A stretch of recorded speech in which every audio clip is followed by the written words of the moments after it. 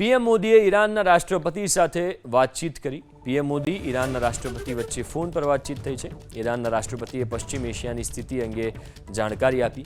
PM મોદીએ પશ્ચિમ એશિયામાં શાંતિ સમજૂતીના નિર્ણયને આવકાર્યો છે। તમામ મુદ્દાનું સમાધાન સંવાદ અને કૂટનીતિના માધ્યમથી થાય તેવું પીએમ મોદીએ નિવેદન આપ્યું। આ વાતચીતમાં અને મિડલ ઈસ્ટની વર્તમાન સ્થિતિ અંગે બંને નેતાઓ વચ્ચે ચર્ચા થઈ છે। તો ઈરાનના રાષ્ટ્રપતિ અને પીએમ મોદી વચ્ચે વાતચીત થઈ અને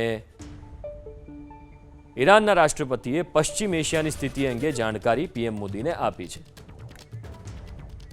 પીએમ મોદી ઈરાનના રાષ્ટ્રપતિ વચ્ચે ફોન પર વાતચીત થઈ છે। ઈરાનના રાષ્ટ્રપતિએ પશ્ચિમ એશિયાની સ્થિતિ અંગે જાણકારી આપી।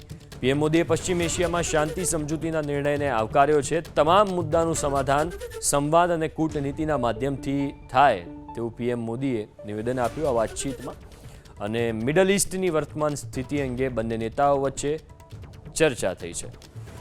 તો ઈરાનના રાષ્ટ્રપતિ અને પીએમ મોદી વચ્ચે વાતચીત થઈ અને